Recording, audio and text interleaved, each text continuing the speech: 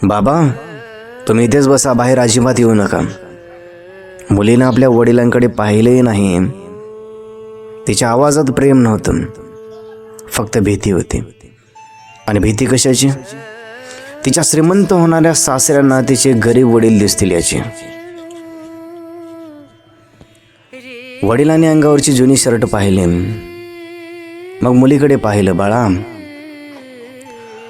आज तुझं लग्न आहे, मला तुझ्यासोबत स्टेजवर बसायचं होतं. मुलगी काहीच बोलली नाही, फक्त एवढंच म्हणाली, बाबा माझी इज्जत जाऊ देऊ नका म्हणजे झालं. ते एका वाक्याने वडिलांचं हृदय तुटलं. पण त्याने मुलीला दोष दिला नाही बरं का. ते शांतपणे त्या छोट्याशा खोलीत जाऊन बसले.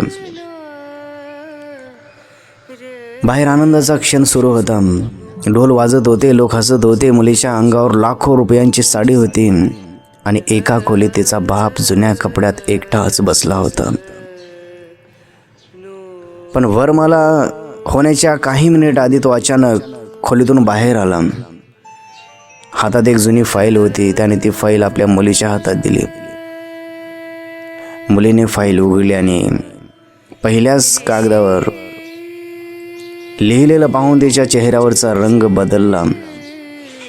कारण त्या कागदावर लिहिलं होतं, माझी सर्व मालमत्ता मी माझ्या मुलीच्या नावावर केले. आणि पुढची गोष्ट पाहताच ते आपल्या वडिलांच्या गळ्यात पडून जोर जोराने रडू लागले. सुधाकर रावांचं आयुष्य फार साधं होतं. लहानसं गाव, मातीचं घर आणि घरात त्यांची एकुलती एक मुलगी प्रिया. प्रियाची आई लहान असतानाच गेली होती. आई गेल्यानंतर सुधाकर रावांनी मुलीला आईचं आणि वडिलांचं दोन्ही माया दिली होती.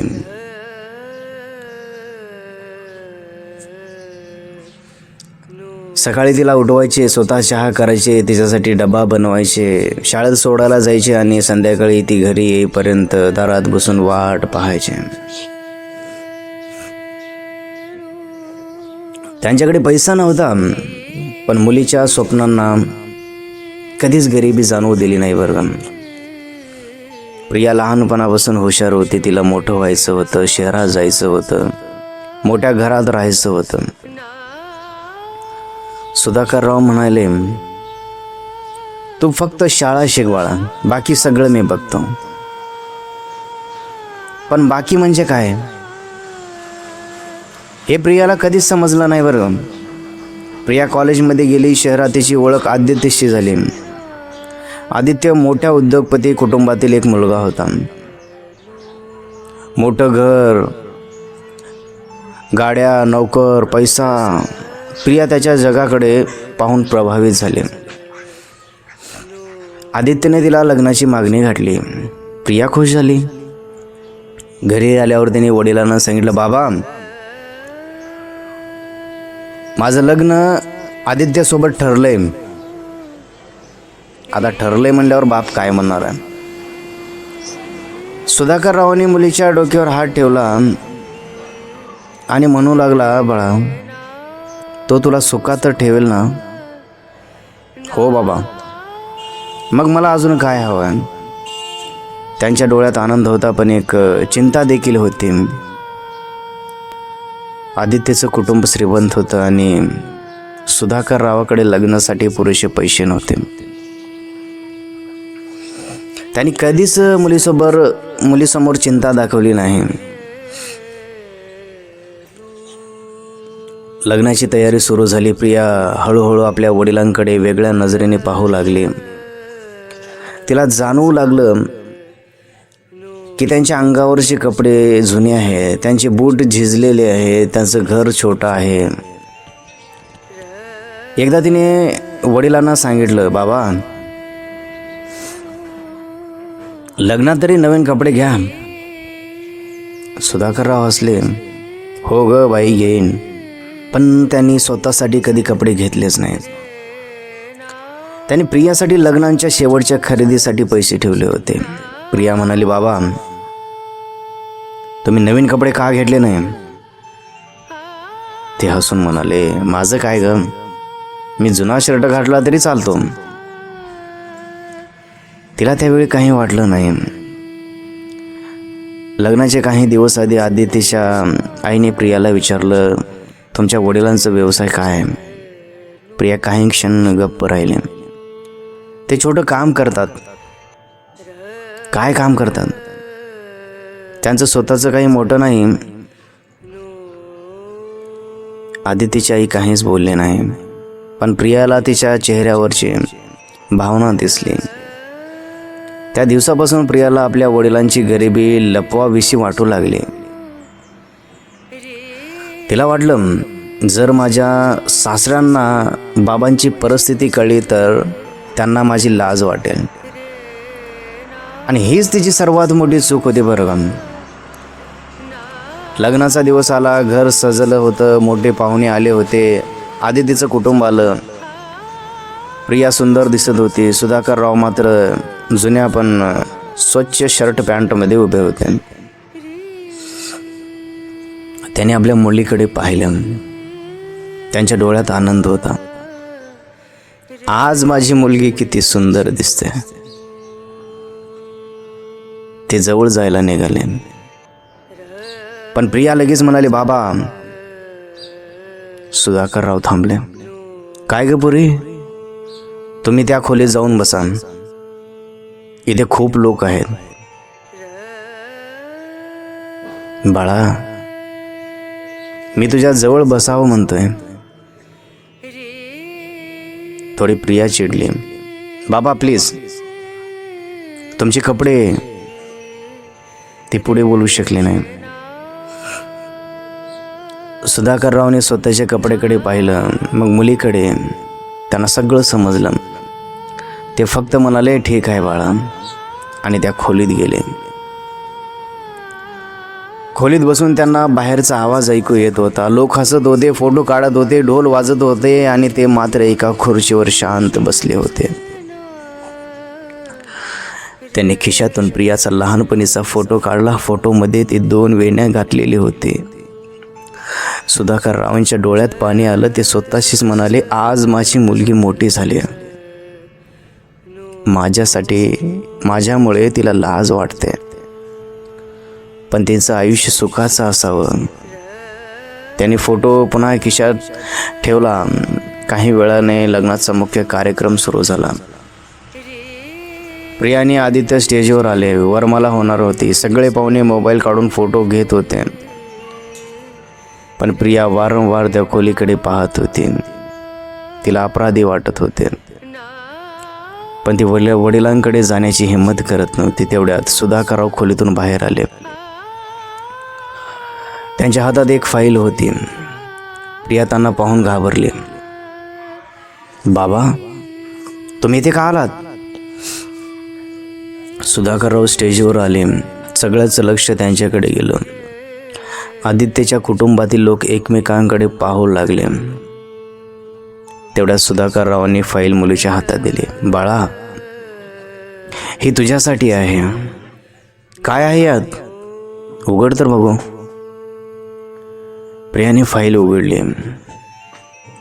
पहिल्या कागदावर तिचं नाव होतं. ती थोडंसं घाबरली. बाबा, हे काय आहे? सुधाकरराव म्हणाले, तुझ्या आईच्या नावावर गावातली थोडी जमीन होती. तू लहान होतीस तेव्हा मी ती विकली नाही. सगळ्यांनी सांगितलं होतं विकून घर मोठं कर, पण मी विकली नाही, कारण मला वाटलं होतं एक दिवस माझ्या मुलीच्या संसारासाठी ते उपयोगी पडेल. प्रिया रडू लागली, पण अजून कागद बाकी होते. तिने पुढचे पान उघडलं. तिथे लिहिले होते, सारी मालमत्ता मी माझ्या मुलीच्या नावावर केली आहे, प्रिया सुधाकर देशमुख. प्रिया वडिलांकडे पाहत राहिली. बाबा शांत होते. हे घर आणि जमीन मी तुझ्या नावावर केली आहे बाळा. तुझ्या लग्नानंतर तुला कोणासमोरही हात पसरावा लागू नये म्हणून. आदित्य हे स्तब्ध झाला. पण सुधाकरराव थांबले नाही. ते म्हणाले, आणि अजून एक गोष्ट आहे. त्याने आपल्या खिशातून एक पावती काढली. तुझ्या लग्नासाठी जे पैसे लागले ते मी माझ्या उपचारासाठी ठेवले होते. प्रिया दचकली. काय? बाबा हसले. डॉक्टरांनी सांगितलं होतं माझ्या डोळ्याचं ऑपरेशन करावं लागेल. पण मी विचार केला, माझे डोळे नंतरही होतील, ऑपरेशन नंतरही होईल. माझ्या मुलीचं लग्न मात्र आयुष्यात एकदाच होईल ना.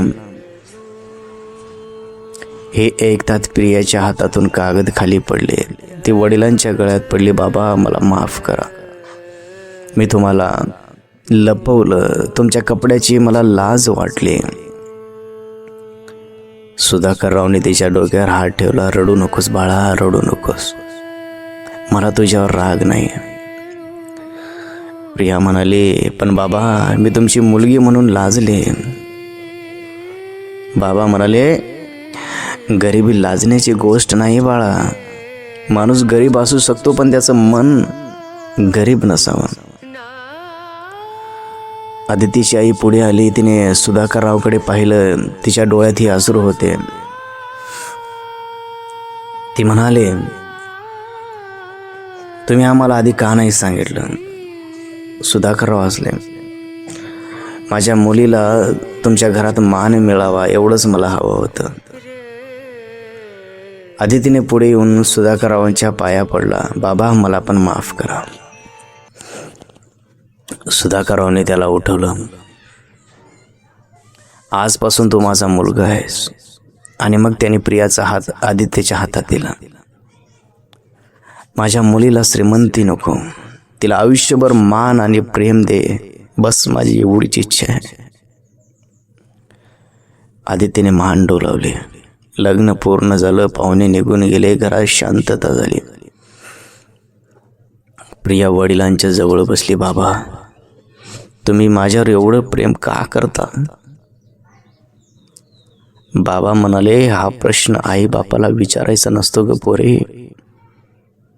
मुलं कितीही मोठी झाली तरी त्यांच्यासाठी आई बापाचं मन तसंच राहतं. प्रिया त्यांच्या खांद्यावर डोकं ठेवून रडत होती. बाबा आज मला समजलं, माझ्याकडे महागडी साडी होती पण तुमच्याकडे माझ्यासाठी आयुष्यभराची श्रीमंती होती. सुधाकररावांनी तिच्या डोक्यावर हात ठेवला. फक्त एक गोष्ट लक्षात ठेव बाळा, कधीही आपल्या आईबापांना त्यांच्या कपड्यावरून, पैशावरून किंवा घरावरून कमी समजू नकोस. कारण ज्यांच्या जुन्या कपड्याची आपल्याला लाज वाटते तेच आईबाप आपल्या भविष्यासाठी स्वतःचं आयुष्य जुनं करून टाकतात. प्रिया पुन्हा वडिलांच्या मिठीत शिरली आणि त्या दिवशी तिच्या लग्नात सर्वात मौल्यवान वस्तू सोनं, दागिने किंवा महागडी गाडी नव्हती. ती होती एका गरीब वडिलांची आपल्या मुलीसाठी असलेली श्रीमंती, त्याचं निस्वार्थ प्रेम. तर ही कथा तुम्हाला कशी वाटली आम्हाला कमेंट बॉक्समध्ये नक्की सांगा. आणि हो, त्या गरीब बाबासाठी कमेंट बॉक्समध्ये बाबा असे जरूर लिहा. तर चला आपण भेटूया आणखीन असेच नवीन व्हिडिओमध्ये.